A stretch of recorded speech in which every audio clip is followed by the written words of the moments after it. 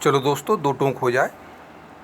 मेरे एक विद्यार्थी ने मुझसे कहा कि टिकटॉक बंद कर देने से क्या चीन को हराया जा सकता है। ये बिल्कुल ऐसे ही होगा जैसे थाली में लोटा सरक गया तो कोरोना हार गया।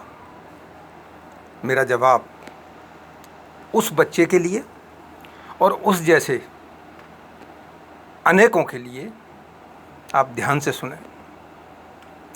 जब हम नर्सरी में जाते हैं, कक्षा 1 में जाते हैं, तो 1 का अंक और 2 का अंक लिखना सीखते हैं। 1-2 लिखने से वो बच्चा वैज्ञानिक नहीं बन जाएगा, पर वो जब तक 1-2 नहीं सीखेगा वो वैज्ञानिक बनेगा भी नहीं। इसलिए शुरुआत हमेशा छोटी होती है। एक दिन में ही आप ऐसा क्या कर सकते हैं कि चीन को घुटनों पर ले आएं? आप नहीं ला सकते। अगर हम एक दिन में नहीं ला सकते हैं तो क्या हमें अब प्रयास ही नहीं करना चाहिए? ये कौन सा लॉजिक है? इससे घटिया लॉजिक क्या हो सकता है? मैं तो इसे ये कहूँगा, ये हिंदू लॉजिक है या चूतिया लॉजिक है। या करो तो एक दिन में कर दो, नहीं तो मत करो। क्या मतलब है? क्या हमें आज़ादी एक दिन में मिल गई? पहले दिन ही बोल देते आज आज़ादी नहीं मिली तो छोड़ो, अब गुलाम रहेंगे हमेशा के लिए, खाते रहते जूते। अरे 100 साल से ज़्यादा लड़ाई लड़ी क्यों? इसी प्रकार अरे आज टिकटॉक गया, कल यूसी ब्राउज़र गया। ये एक शुरुआत है। हो सकता है उनके फ़ोन आ रहे हैं, सस्ते हैं, आकर्षक हैं, अचानक हम बाहर फेंक देंगे तो हमारे लोग कहाँ से लेंगे? अरे हम 6 महीने में, साल में, 2 साल में उनका विकल्प लाएंगे, और जब विकल्प आ जाएगा तो उनको उठा के फेंक देंगे। इसी प्रकार अन्य जगहों पर ये एक सतत प्रक्रिया है।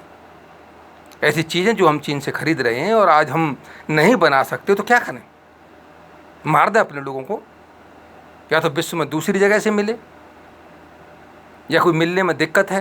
तो जब तक हमारी मजबूरी है, हमारी कमजोरी नहीं है, हमारी मजबूरी को कमजोरी मत समझिएगा। बच्चे, जो आप लोग सोचते हो उसे थोड़ा डीपली सोचो। आत्मनिर्भर अगर होना है तो कभी न कभी विदेशी चीज़ों का बहिष्कार करना होगा। और ये कोई नई बात नहीं हो रही है। महात्मा गांधी ने भी विदेशी वस्त्रों की होली जलवाई थी। ये कोई नई बात नहीं है, मैं कोई नई बात नहीं कह रहा हूँ। धीरे धीरे इनको हटाओ। और जो लोग कमेंट कर रहे हैं, उन लोगों से भी कहूँगा, आप दूसरों पर कमेंट कर रहे हो, खुद क्यों नहीं ऐसा कुछ करते कि जिससे कि जो एक नई चीज़ बन जाए, देशवासियों के काम में आए? हैं? हमसे तो एक लड़ी नहीं बनी और हम बड़े बड़े लोगों के ऊपर कमेंट करते हैं। क्यों भैया? इसलिए दोस्तों, थोड़ा सा होश की बात कर लें। मैं नवयुवकों से खासकर कहूँगा, नंबर 1, धैर्य रखें। कुछ चीज़ें सांकेतिक होती हैं, इनका अर्थ किसी वैज्ञानिकता से ज़्यादा होता है। थाली लोटा बजाने से कोरोना नहीं हार जाएगा, मगर ये 100 करोड़ लोगों में कम से कम एक डिसिप्लिन डालेगा। क्या एक नेता दिल्ली में बैठ के कुछ हमारा कहता है और 100 करोड़ लोग, 70 करोड़ लोग थाली बजा देते हैं?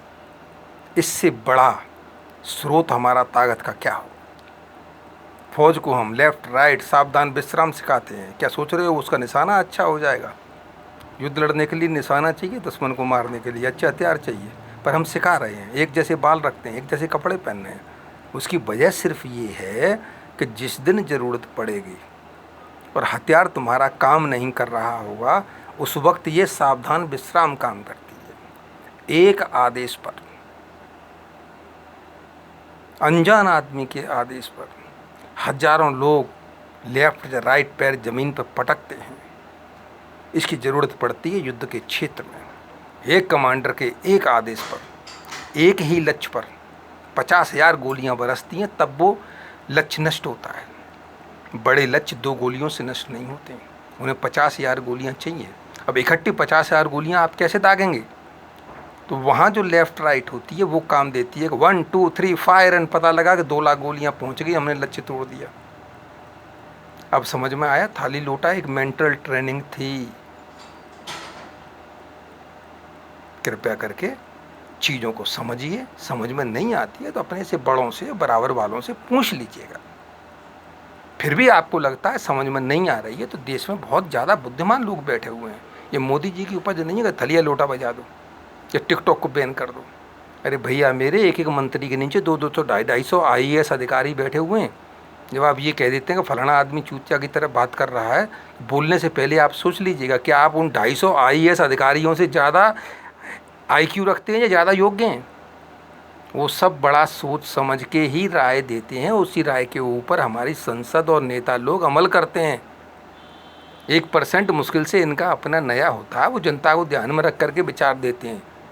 यही वजह है संविधान बनाने वालों ने कहीं नहीं लिखा है कि फाइनेंस मिनिस्टर पढ़ा लिखा होना चाहिए, डिफेंस मिनिस्टर को तमंचा चलाना आना चाहिए, कहीं नहीं लिखा है।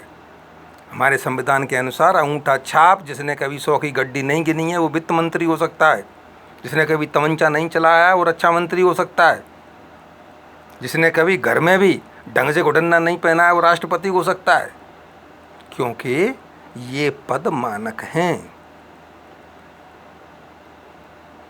इनके पीछे 250-250, 200, 500 IAS अधिकारी बैठे हुए हैं, वो सलाह देते हैं। बोलने से पहले आप सोच लें कि क्या आप उन 250-500 IAS अधिकारियों से ज़्यादा जानते हैं। अगर हाँ, आपका स्वागत है। धन्यवाद।